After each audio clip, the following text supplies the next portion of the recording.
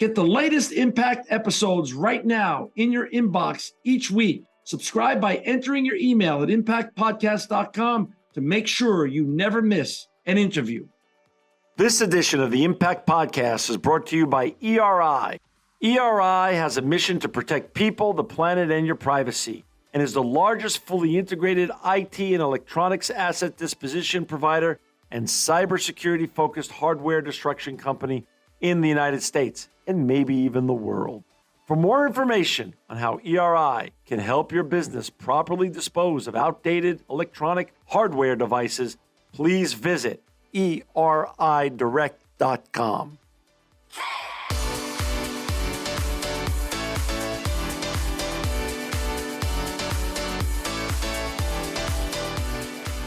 Welcome to another edition of the Impact Podcast. I'm John Shegerian, and we have with us today Tanya Brinich. She's the Senior Director of Resale as a Service for ThredUp. Welcome, Tanya, to the Impact Podcast.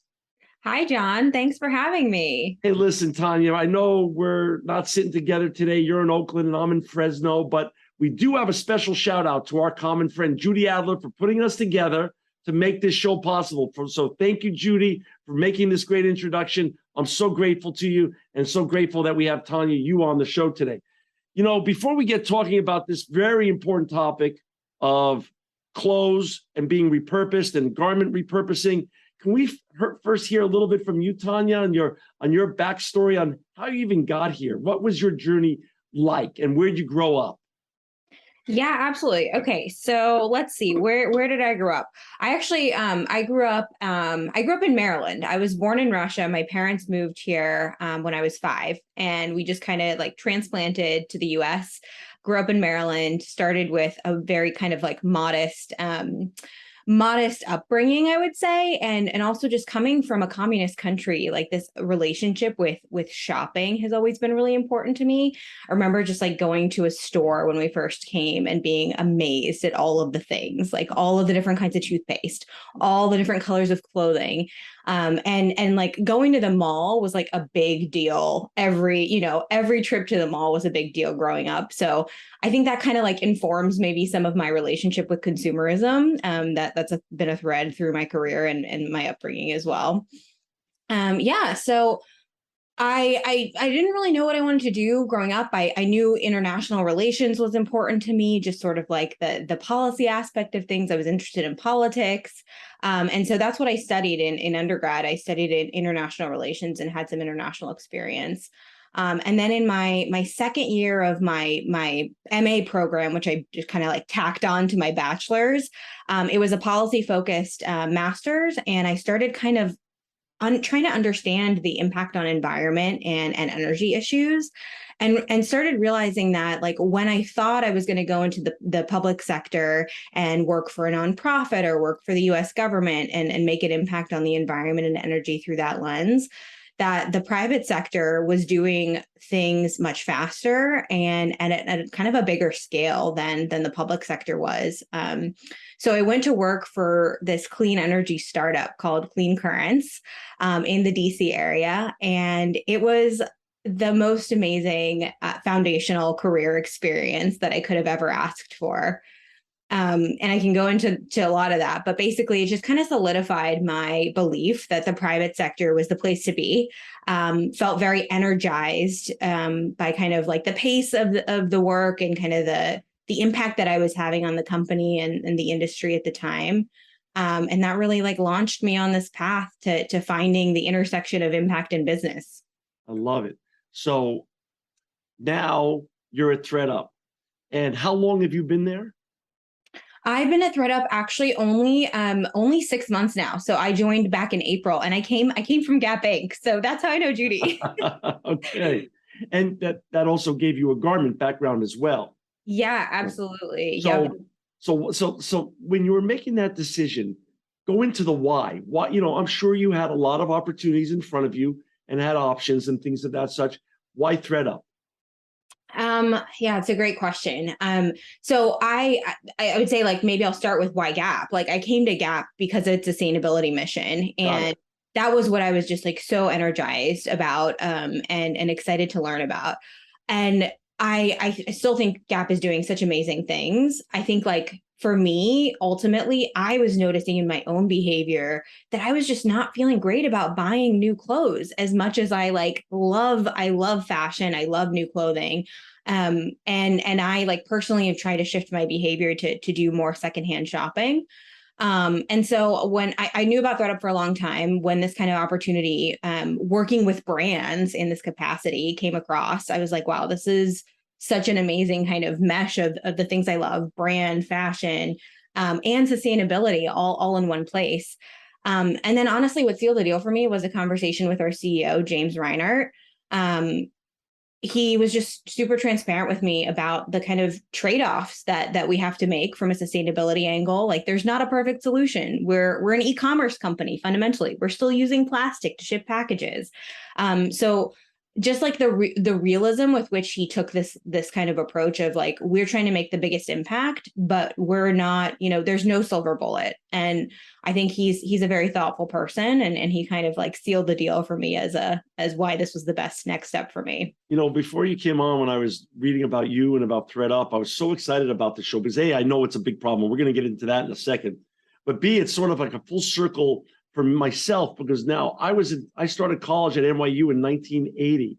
And back then there was this big store that opened up down by NYU that was sort of groundbreaking called the Antique Boutique. And it was a big deal. I mean, and basically they had used clothing and it was always packed. And I used to go in there and I used to marvel at this whole experience of people buying used clothing. And the clothing was unbelievably hip and cool. And it was the inklings of the beginning of the whole repurposing generation. But I mean, this is 40 years ago, 42 years ago now. So talk a little bit about how did ThredUp get started and also into the why. How big is the problem?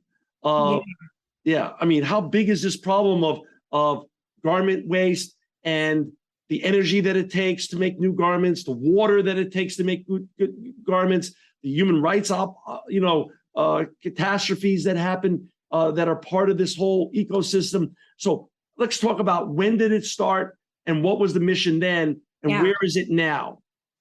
Yeah, so I love the founding story. ThredUp's been around for over 10 years now, and it started with James, the current CEO and one of the co-founders, walking into a thrift store in Boston. He was a student at the time, and he had a bunch of shirts that he had used, but they were still in great condition, and he tried to sell them.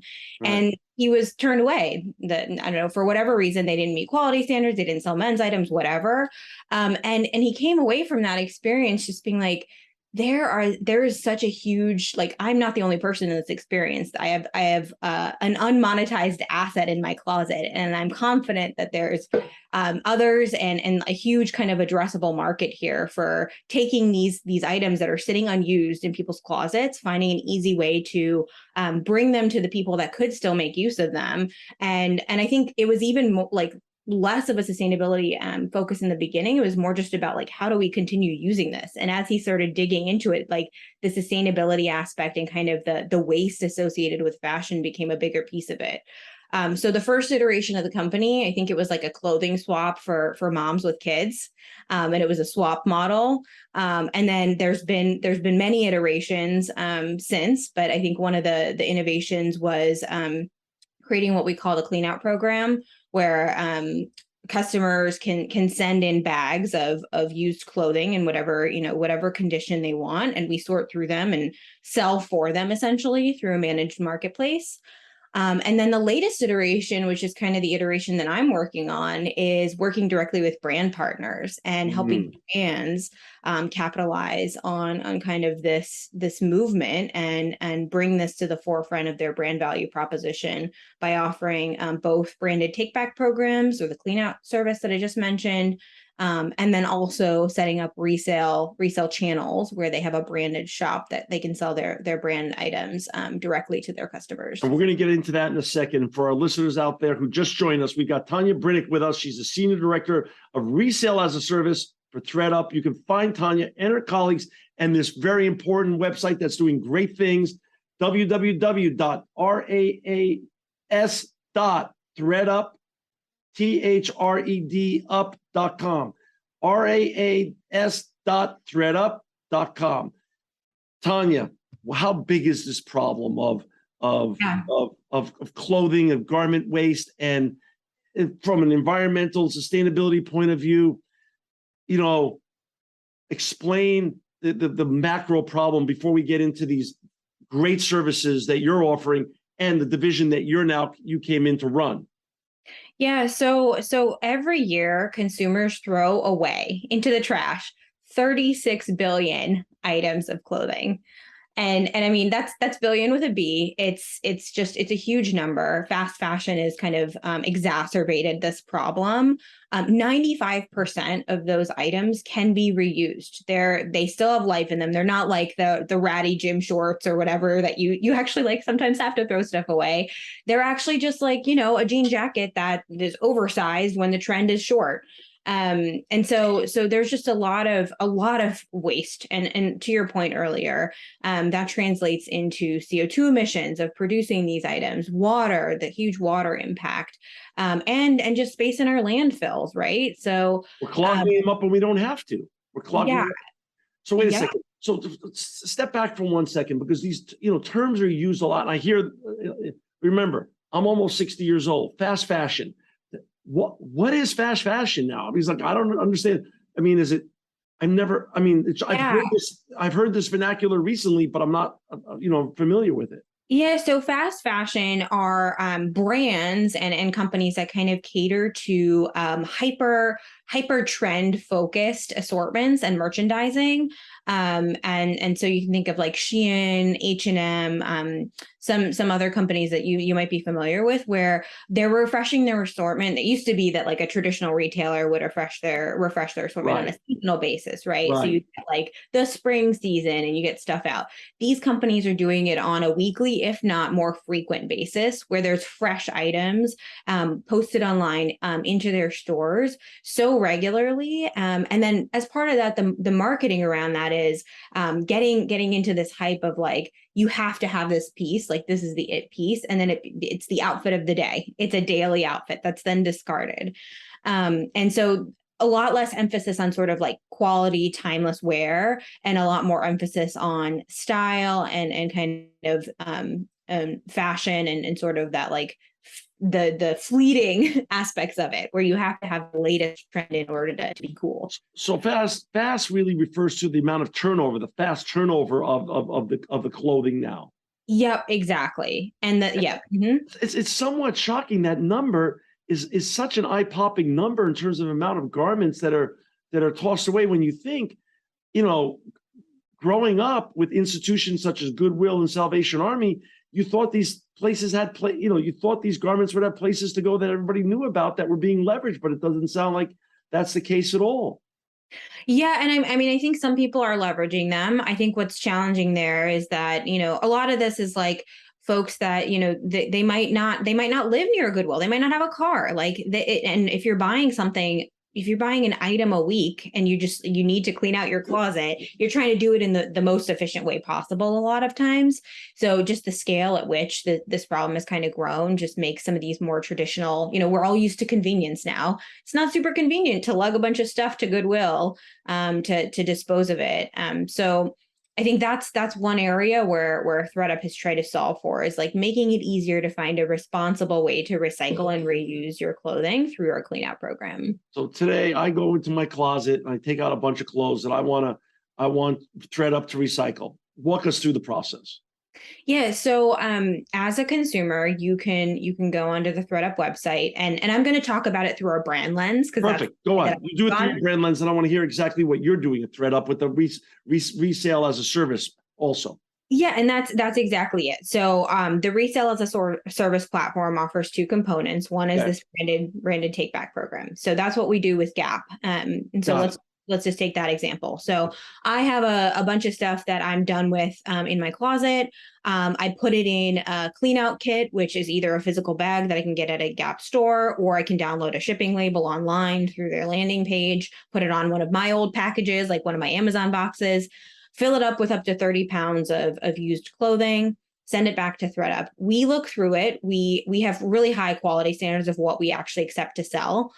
For anything we don't sell, it goes into our responsibly managed aftermarket program. So it's downcycled into insulation. It's sent to thrift stores. It's disposed of in an appropriate way.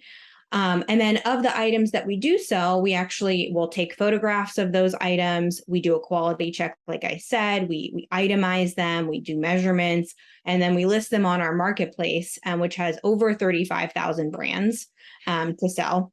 So one thing I didn't mention, the Gap Cleanout program, you don't have to pick through and pick only your Gap items. You can send in any brand's items through that program. And then based on the items that sell and the credit that you earn, you then get a gift card back to Gap to kind of use that money that you've earned to shop again. So it's a great loyalty driver for brands, and it's one of the big benefits for the brand.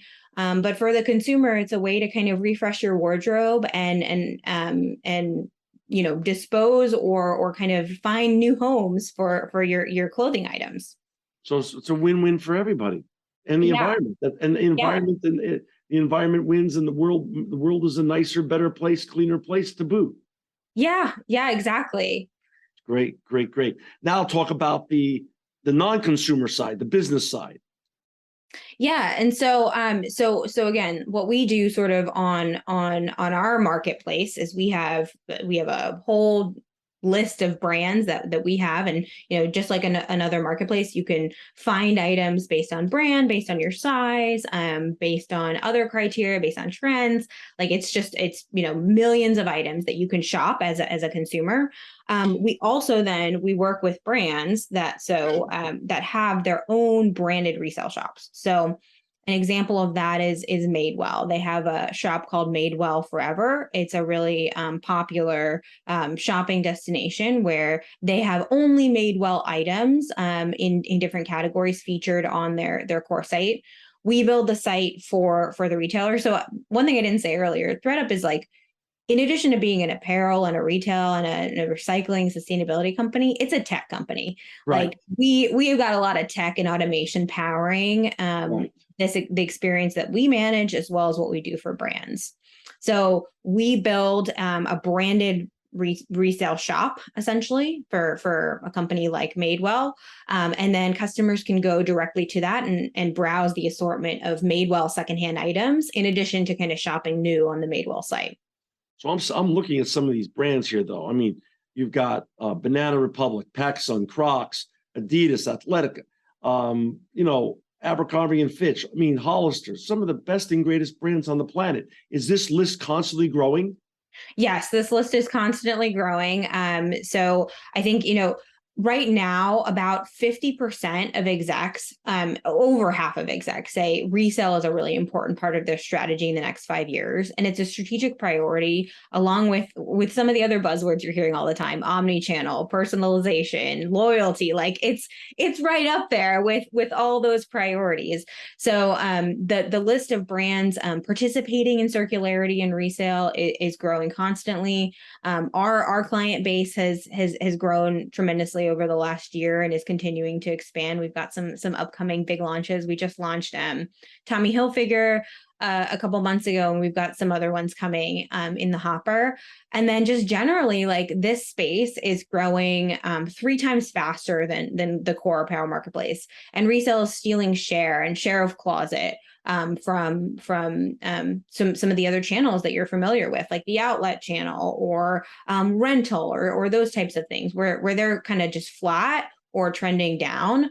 Resale is taking that share of closet. So it's no question or no doubt that the brands want into this growth, and that's why we're seeing a lot of interest from brands specifically. Isn't this just a continuing of offshoot of the shared economy, Airbnb, Uber? This is just a natural progression into the apparel industry. That's what it sounds like to me, but is that truly what it is? Yeah, I mean, I think you can, there's like the rental space, which I think was pretty hot a few years ago, where it Yeah. was companies like Rent the Runway or actually like clothing rental. This is a little bit different because you're not renting the item, you're buying the item secondhand, but it's kind of, it's like I would say it's the internet version of what you described with that amazing store, the antique whatever. Antique boutique. Antique Yeah, boutique, right? that was the It's place. like the bringing that thrifting experience to the Yeah. internet and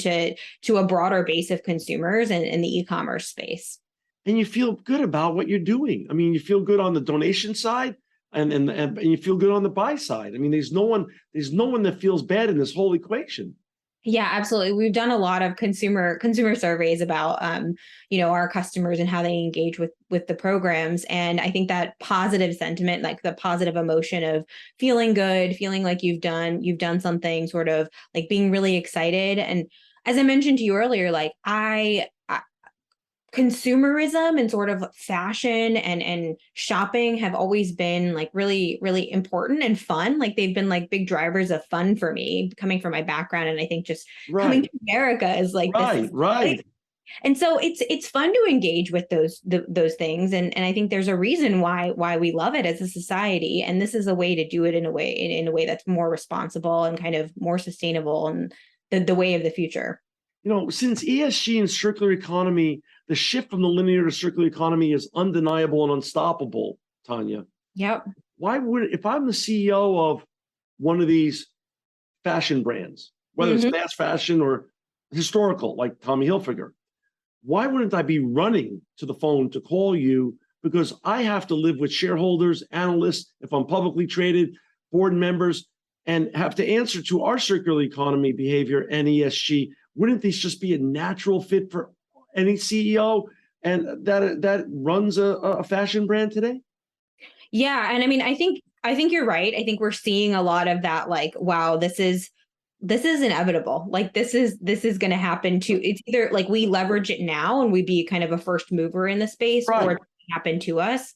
There's definitely a realization of that. I would say on the spectrum of companies and their readiness to engage here, there's some that are prioritizing it and kind of jumping full steam ahead into like how can we get into this, and some that are still worried. Some are like, wait, isn't this going to cannibalize my core business? Similar to like, when you had stores and you saw the rise of the internet and e-commerce, it was like, well, we're not going to do e-commerce. That's going to cannibalize our business. Like, no way. Now, no one in their right mind would have that mentality, right? As a leader of a Right. company.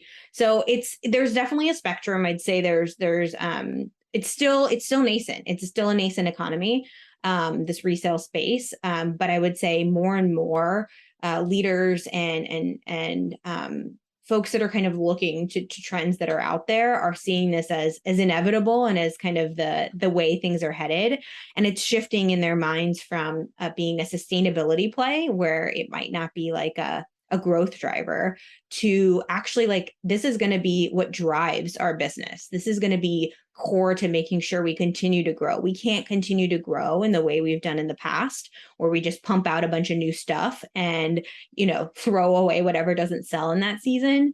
We have to find a more sustainable path forward, and resale is part of that solution. So the brands that are part of your partner network, if they have overruns, overstocks, or other clothing that's imperfect, do you get all those materials as well? We actually focus on, like, our primary bread and butter is Got it. consumer resale. Got it. So I would say that's not our focus area, Got it. and there's lots of other companies that do that. It's something that we can do on a limited scale, but we don't want that to be the focus of the resale space. How many competitors do you have in this space? Because I don't know of any, but that doesn't mean I know the business.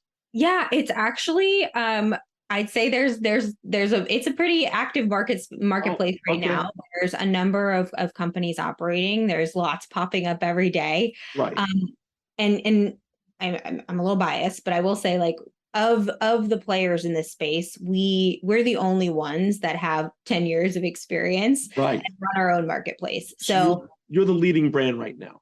Yes. And that's what I'm talking about specifically is the resale as a service space. Right. I think we actually own the trademark resale as a service. So Pretty there's other cool. companies offering that. But I think we were the first. And you mentioned the rental business before. Is that Mhm. is that flat, a little bit down, or is that still rising as well? Because that could be considered part of the shared economy as well. Yeah, I think that's gone down. There was just a really big hype Yeah. around that, and it went down a little bit in recent years. I think with the pandemic, especially Right. where some of that formal rental dropped off. I Right. actually don't know what the trends have been over the last year as some of that has picked up. Right. But I think just generally it's been a little bit down over time. Gotcha. Gotcha. Talk about like one of your like a normal day in the life. If I wasn't interviewing you today, what's your day like today at ThredUp? Oh man. So my day, I can't say that there's like a typical day, but I will say we have a pretty interesting and amazing work culture here. So on Mondays we have our kind of team meetings where we have our executive team meeting, and then we have what we call our marketplace meeting where we learn about sort of just general trends in the health of the business. Mm. So Mondays are sort of like get focused on metrics, get focused on priorities for the week, kind of align on what's happening. um, Tuesdays are what we call maker days. So we try not to schedule meetings on Tuesdays, any kind of internal meetings at least, and try to do heads down work. So yesterday I was working on our forecast and kind of building out some of our assumptions around our financial forecast. I also, I don't have the luxury of not having external meetings on Tuesdays, but so I often have check-ins with clients every day of the week whenever I can squeeze those in. I meet with all of our clients at least on a quarterly basis, and some of our bigger brands and meeting with them, monthly, weekly. And let's talk about that. Is post-pandemic, are most of your check-ins still like this, or some of them becoming in person as well? Yeah, great question. So most of my client meetings have been like this. Okay. We've had a few opportunities to give clients tours of our warehouses or just do like conference type meetings, and I would say like those are just so valuable, and um, I feel like a little bit more of a close connection when I get to meet someone. I'm sure it's reciprocal. So any opportunity I have to meet with a client in person, I snap it up. But most of our regular meetings have been virtual still. Got it. Got it. And how many people, you're talking about your great culture before we get to, I want to hear about Wednesdays, because obviously Wednesday is polka dot Wednesdays. Polka dot Wednesday. Yeah. Wednesday is actually in office day. Perfect. What is, how many people work for ThredUp? So we have actually, you know what? I don't know that off the top of my head. Approximately in our kind of like corporate functions, I think we're like in hundreds. Right. So it's pretty small. And then across our DC base, there's obviously, thousands of employees working in our fulfillment centers. Got it. And your centers roll across the United States. Yep. Mm-hmm. Is this eventually a model that could be taken international? Yeah, we actually do have international operations in Eastern Europe. We acquired a company in Eastern Europe in 2021. So we are operating there, and a company in Latin America that we have a stake in as well.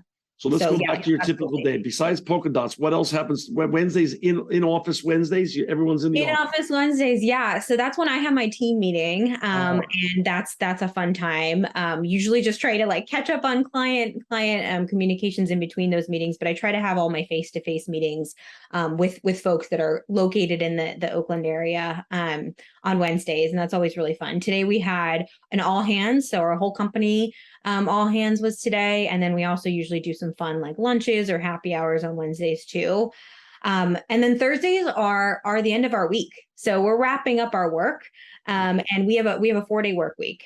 So Fridays are a time to catch up if you want to, or to kind of just treat as a weekend day. And I've honestly have found myself to be like, I don't even know how many more times productive with a 4-day work week, because I do end up working on Fridays often, but it's like, it's catch up work. And it's like, I get to like have that mental headspace of, I'm not going to have 100 internal meetings on a Friday to like take me into my weekend. Right. It's, I'm having client meetings if I need to, but it's also just like planning, focus time and reflection. Like you said, this is a nascent period for the whole circular economy taking hold, and that generational shift from linear to circular economy. And apparel is a big part of it, because apparel obviously is a big part of what the part of the problem was in terms of landfills and sustainability. How big is your hit list?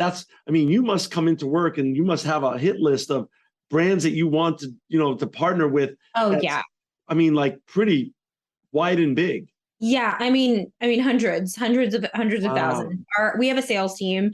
So my counterpart, who's the head of sales, we, on Mondays is another meeting we have is our pipeline review report where we're going through the list of companies that we're approaching and targeting. And so there's like I said, this interest and kind of growth in this space is really white hot right now.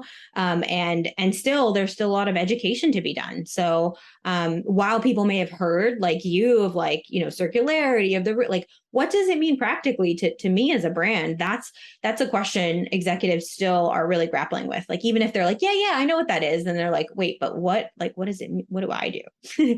I think we're still doing a lot of education around that. When you were taking this job, obviously, anytime anyone makes a big life decision and takes on a new career path, it's a big decision. What unexpected good things are happening that you never even expected 6 months ago before taking this position? Yeah, I love, I'm just getting so much closer to tech and so much closer to kind of the engineering side of things, the product side.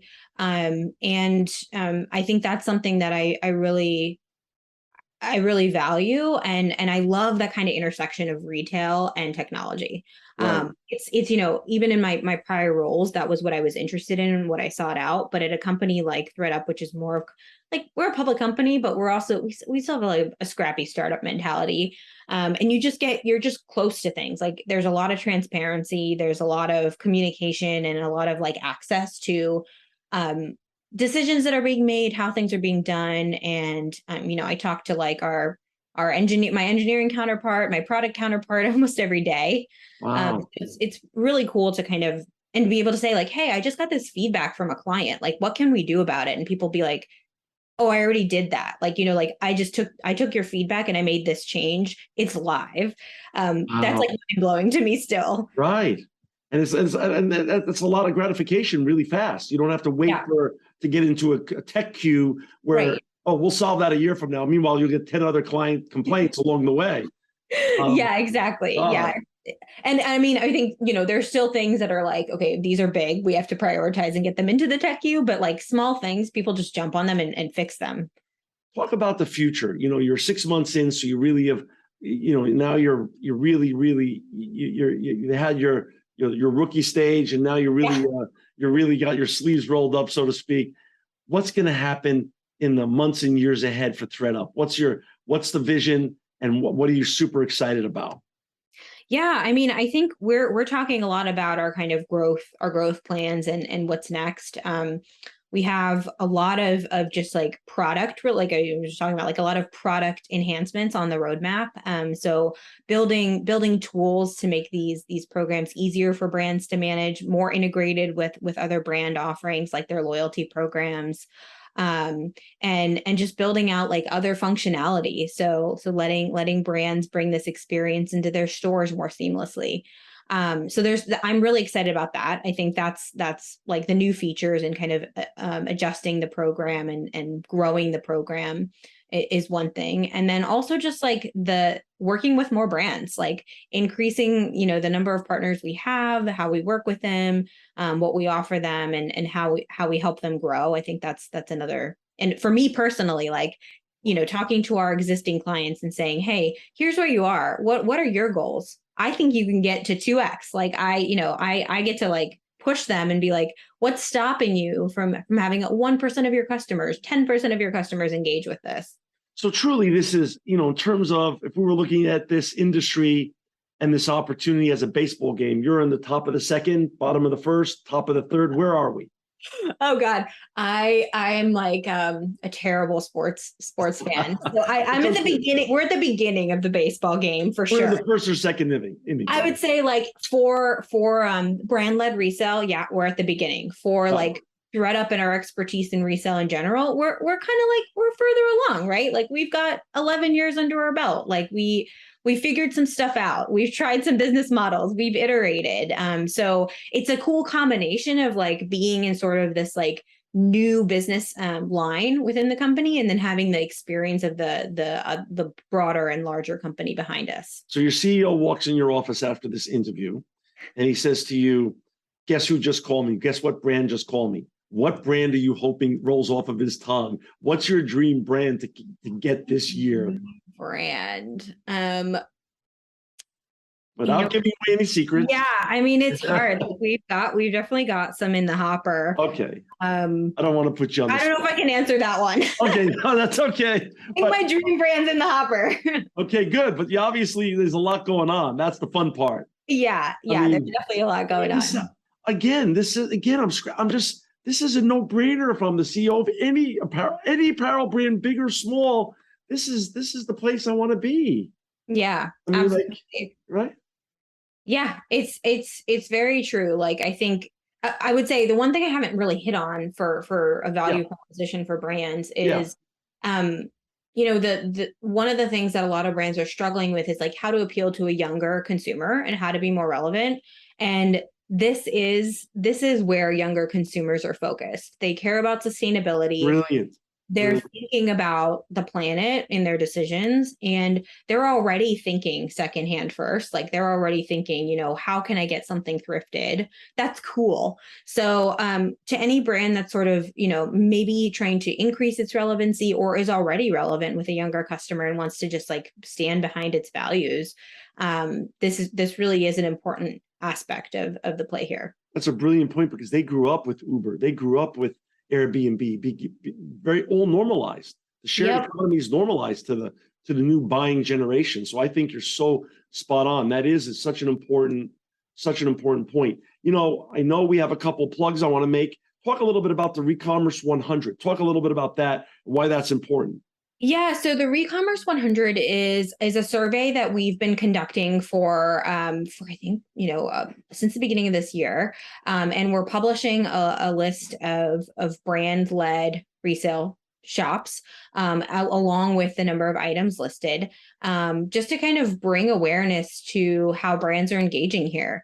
And since we started running the survey, I mean, the numbers, we started with like 40 brands on that list, and now this month, this is a little spoiler alert, it's likely that we're going to top 100. So we're actually going to get to that Recommerce 100. That's so huge. Just tracking that growth kind of shows and illustrates, how this is taking off. And people could find that at recommerce100.com, recommerce100.com.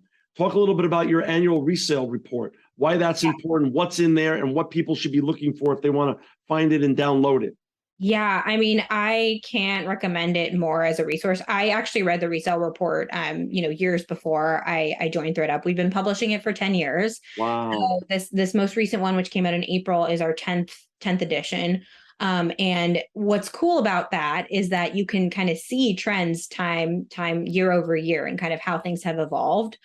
You can find there's like different formats of it for brands or for investors, or kind of the general report. And there's just tons of information there. We work with a company called Global Data. It's a third party polling firm where we actually collect and conduct consumer research to inform this. You can find information about the growth of the resale channel. Some of those stats that I quoted to you about where different segments are taking share and growing. They're all in there over time. Consumer attitudes by generation, thrifting behavior by different geographies. That's a fun one. So what's popular in what area of the country? What are the segments that we see? So there's just like a wealth of stats and information there that I think it's a great primer on what's happening in resale and what's happened over time. And then also just a really good place to look if you're in a company or that you want to make a case for resale. It's the place to be. Got it. And that people can find that at thredup.com/resale. That's where that report resides. When you're making deals with these brands and bringing these brands on with your sales team, who are the decision makers on the other side? Is it the CEO, or is it the brand manager, or who are you cutting who should we be giving a shout out to be dialing your digits? Yeah, I mean, so it's interesting you asked that. It's actually pretty fascinating, since this is usually a pretty visible aspect of a brand's how they show up to a customer. It often does go all the way up to the CEO. Wow. For approval. It'll start with usually like a brand manager, someone in sustainability, someone on the marketing side, or growth, like in the growth department. And then it'll kind of make its way through, because it's a cross-functional effort, and it does often require sort of leadership and buy-in from the very top. So I think where we've seen the most success is companies that have that, like where there is the CEO that says, this is important to us, we're going to prioritize it, and not just sign the contract, but also say down the road that we're gonna keep this as a priority for our brand. Got it. And for our listeners and viewers, if you want to find Tanya and her colleagues and get your brand to sign up to ThredUp, go to www.raas.thredup.com. Tanya, you are amazing, and I'm so glad Judy introduced us, and I'm so thankful that we get to put the ThredUp word out there. You guys are making a tremendous impact, and I'm just honored to have you on the show, and you're always welcome back with any other announcements or updates, and list all the new brands that signed up, because that's what should be happening. They should be piling in right now, and just grateful for you making the world a better place. Well, thanks so much. It's been awesome to talk to you, John. Really appreciate it, and thanks again. This episode of the Impact Podcast is brought to you by Closed Loop Partners. Closed Loop Partners is a leading circular economy investor in the United States with an extensive network of Fortune 500 corporate investors, family offices, institutional investors, industry experts, and impact partners. Closed Loop's platform spans the arc of capital, from venture capital to private equity, bridging gaps and fostering synergies to scale the circular economy. To find Closed Loop Partners, please go to www.closedlooppartners.com.